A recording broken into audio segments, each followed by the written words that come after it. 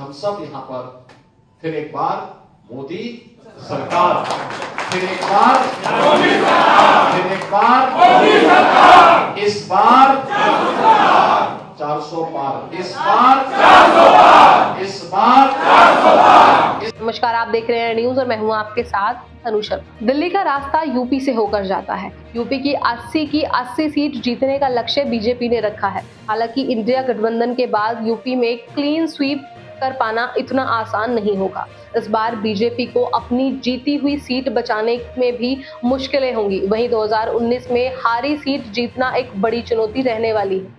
हालांकि बीजेपी भी अपने काम और मोदी योगी के नाम पर पूरी दमखम से जुटी हुई है। वहीं इस चुनाव में यूपी की कई सीटों पर क्रिकेट मैच के फाइनल की तरह करो या मरो जैसी स्थिति रहने वाली है। इस बार जो चुनावी रण में लड़ेगी वही जीतेगा। लहर के भरोसे चुनाव लड़ने वाले उम्मीदवारों को कड़ी चुनौतियों का सामना करना पड़ सकता है।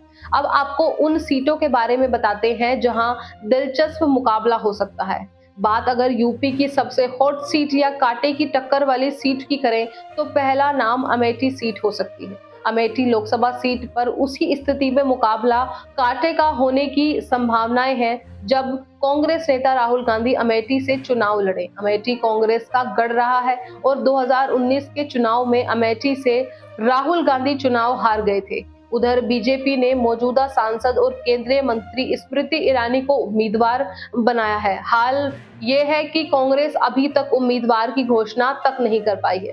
चर्चा है कि सोनिया गांधी के दामाद और प्रियंका गांधी के पति रॉबर्ट वाड्रा अमेठी से चुनाव लड़ सकते हैं। रॉबर्ट वाड्रा के चुनाव लड़ने पर भी मुकाबला करो या मरो वाला ही हो जाएगा। बात रायबरेली की करते हैं। रायबरेली सीट कांग्रेस का अमेठ किला है। मोदी लहर के बावजूद बीजेपी 2024 और 2019 के चुनाव में कांग्रेस के इस किले को भेद नहीं पाई थी। इस बार सोनिया गांधी चुनाव नहीं लड़ रही हैं। कांग्रेस से चुनाव कौन लड़ेगा अभी संशय बना हुआ है। अगर गांधी परिवार का कोई भी सदस्य चुनाव लड़ता है तो ये सीट कांग्रेस आसानी से जीत सकती है। अगर किसी अन्य को टिकट मिलता है तो कांग्रेस के लिए रायबरेली बचाना मुश्किल हो जाएगा। चुनाव इतना कांटे का हो जाएगा जिस पर नतीजे आने से पहले कुछ भी कह पाना किसी के लिए भी मुश्किल होगा। प्रियंका गांधी के चुनाव लड़ने की चर्चा है।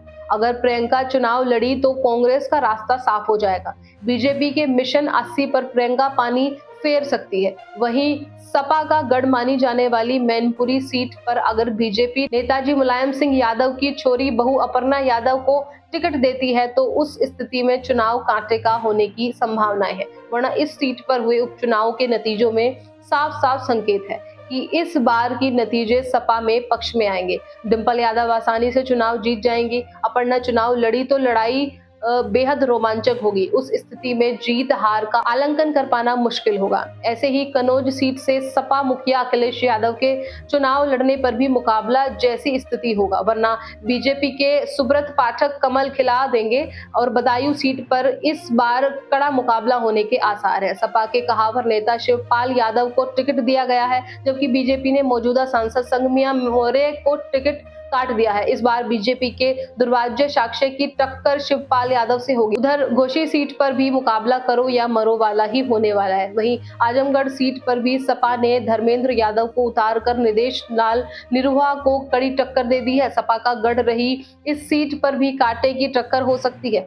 घोसी सीट बीजेपी के सहयोगी दल सुभासपा के खाते में गई है। सुभासपा से डॉक्टर अरविंद राजभर उम्मीदवार बनाए गए। सपा ने राजीव राय को प्रत्याशी बनाया है। घोसी ने राजभर का विरोध होने की बातें आ रही हैं। हाल ही में घोसी विधानसभा सीट पर हुए उपचुनाव में ओपी राजभर के दिन रात एक करने के बाद भी बीजेपी उम्मीदवार दारा सिंह चौहान जीत नहीं पाए थे। ऐसे में इस सीट पर बीजेपी के लिए राह आसान नहीं होगी। वहीं मेरठ और मुरादाबाद सीट पर सपा के उम्मीदवार बदलने के कारण दोनों सीटों पर कांटे की टक्कर होने की संभावनाएं है।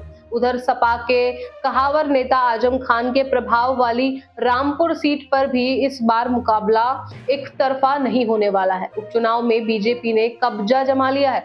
वहीं आजम की नाराजगी सपा को भारी पड़ सकती है क्योंकि सपा ने इस बार जिसको टिकट दिया है उसको आजम की नहीं बल्कि अखिलेश की मर्जी से टिकट मिला है। यानी हर सीट पर कांटे की टक्कर है, खासकर वो सीटें जिनका हमने जिक्र किया है। ऐसे में यूपी के रन का सिकंदर कौन होगा इसका इंतजार जल्द खत्म हो जाएगा। ऐसी ही और सियासी खबरों के लिए आप जुड़े रहिए एयर न्यूज के साथ। फिलहाल मैं तनु शर्मा आपसे विदा लेती हूँ, फिर मिलती हूँ एक नई अपडेट के साथ। तब तक के लिए आप देखते रहिए एयर न्यूज और एयर न्यूज को सब्सक्राइब करना ना भूलें, ताकि आपको देश और दुनिया की तमाम खबरें आसानी से मिलती रहे। नमस्कार।